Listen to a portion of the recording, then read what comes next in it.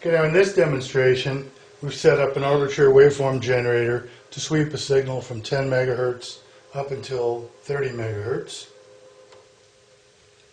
Let's make this just a little bit smaller.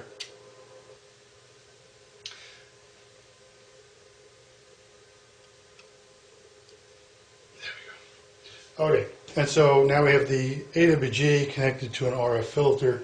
The RF filter comes into the spectrum and we're doing a slow sweep. We could also do a max hold. Okay. Now, while this isn't truly a network analyzer, so it doesn't do vectors and it doesn't actually do gain, it can do transfer functions and it can do them at much higher frequencies than our vector network analyzer. For the vector network analyzer, we use the Omicron Lab BODI 100, which covers the range of 1 hertz to 40 megahertz. And above 40 megahertz, we need to do something else. And so this is one of our preferred methods for looking at transfer functions of the high frequency EMI filters.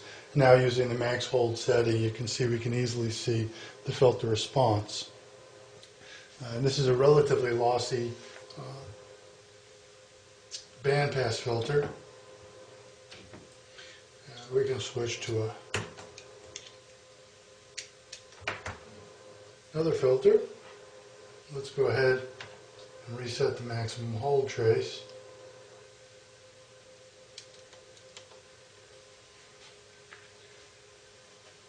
And there's our broad bandwidth or bandpass filter.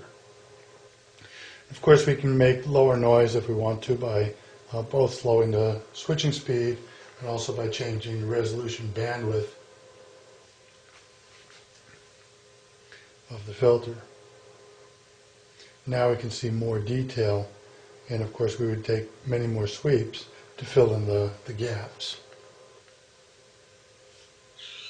But in this way we can measure the very high frequency RF feed-through filters and the power filters and even the filters that are comprised of the RF beads. And again, we have a frequency range here of approximately 50 kilohertz up to 6 gigahertz in this particular model.